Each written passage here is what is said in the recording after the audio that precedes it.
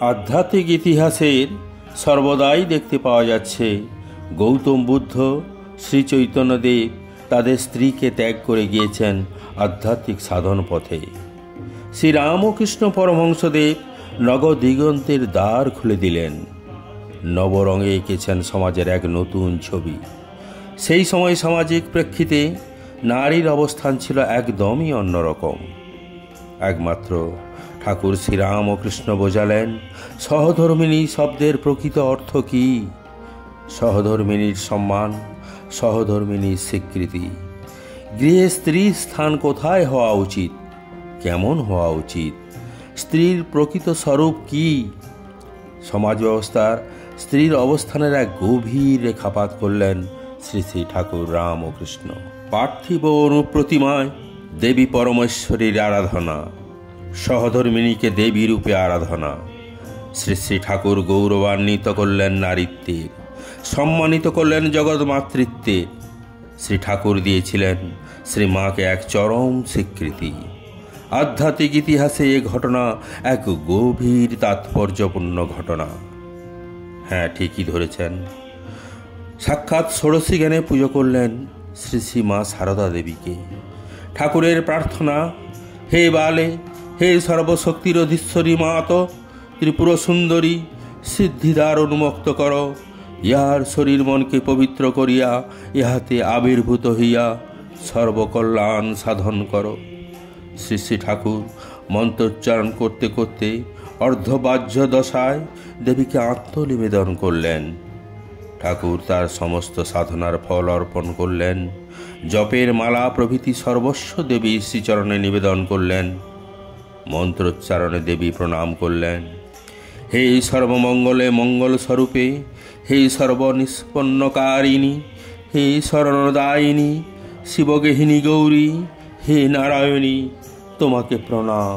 দেবীর আসনে উপবিষ্ট আর সাধকের আসনে ধ্যানমগ্ন, তারা দুজনে পতি পত্নী।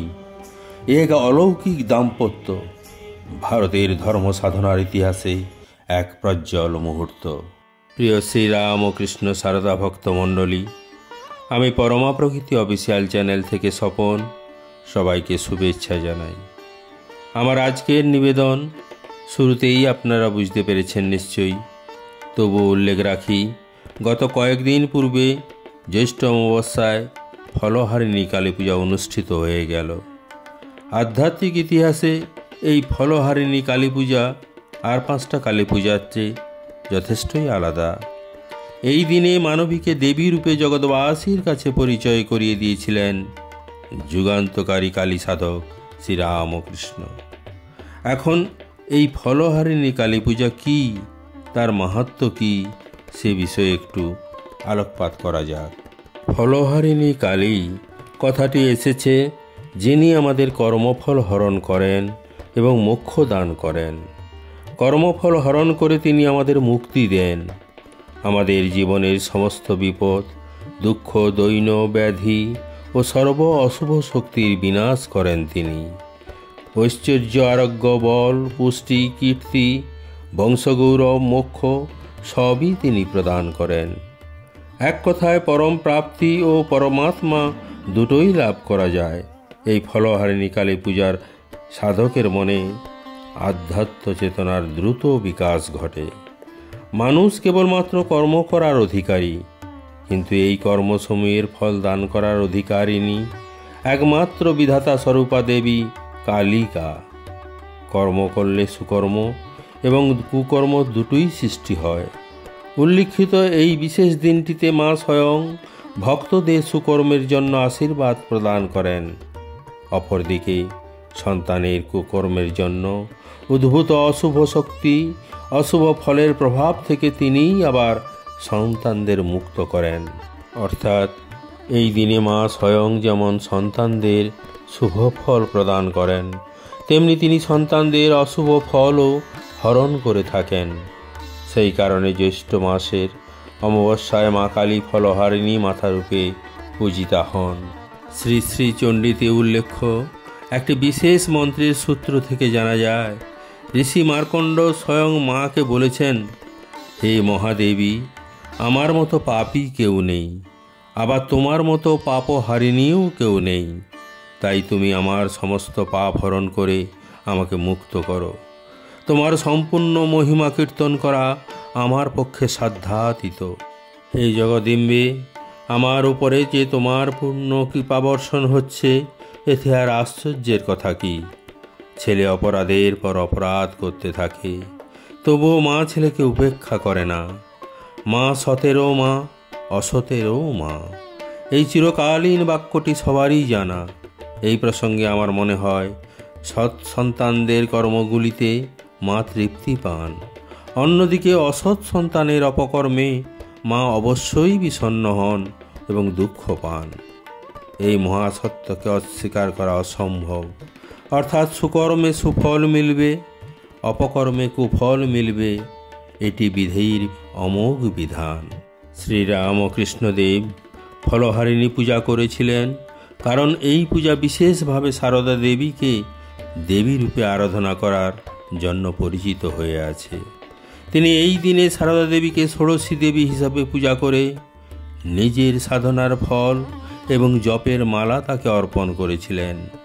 এই পূজার মাধ্যমে তিনি জগৎ কল্যাণের জন্য সারদা দেবীর কাছে নিজেকে উৎসর্গ করেছিলেন। 1280 বঙ্গাব্দের 13ই জ্যৈষ্ঠ এলো ফলহারিণী কালী পূজার দিন। ঠাকুর শ্রীরামকৃষ্ণ 18 বছরের শ্রীমাকে সাক্ষাৎ ষোড়শী জ্ঞানে পূজা করলেন। মন্ত্রোচ্চারণ করতে করতেই সমাধিমগ্ন হলেন। বাহ্যজ্ঞান তিরোহিতা মাও তখন সমাধিস্থা। সাধক ও আরাধ্যা দেবী আত্মস্বরূপে একীভূত হলেন। আত্মাধ্য সাধনার আকাশে সেখানে নিশ্চয়ই বেজে উঠেছিল অলৌকিক শঙ্খ। সম্বিত ফিরলে ঠাকুর প্রণাম করলেন মাকে, অর্পণ করলেন নিজের সারা জীবনের সাধনার ফল এবং জপের মালা। আপামর পৃথিবীবাসীর কাছে দাম্পত্যের এক যুগান্তকারী দৃষ্টিভঙ্গি তুলে ধরলেন তিনি। গৃহে ও সমাজে রমণীদের স্থান কোথায় এবং তাদের প্রকৃত স্বরূপ কী, তাই চেনালেন শ্রীরামকৃষ্ণ। সেই পূজায় পূজ্যা ও পূজক ছাড়া আর কারও প্রবেশের অনুমতি ছিল না। উপযুক্ত আধার না হলে ঠাকুরের মতো সাধকের পূজা তিনি গ্রহণ করতে পারতেন না। পরে তাই মাকে যখন জিজ্ঞেস করা হলো, ঠাকুর ভগবান হলে আপনি কি? মা বলেছিলেন, আমি আর কি, আমি ভগবতী। আজ এই মানবীরূপী ভগবতীর শ্রীচরণে ভুলুণ্ঠিত শতকোটি প্রণাম জানিয়ে বলি, মা আমাদের কুকর্মগুলো হরণ করে মোক্ষ দান করো। সকলের জীবনের সমস্ত বিপদ, দুঃখ, দৈন্য, ব্যাধি ও সকল অশুভ শক্তির বিনাশ করে তোমার শ্রীচরণে কেবল শরণাগতি দান করো।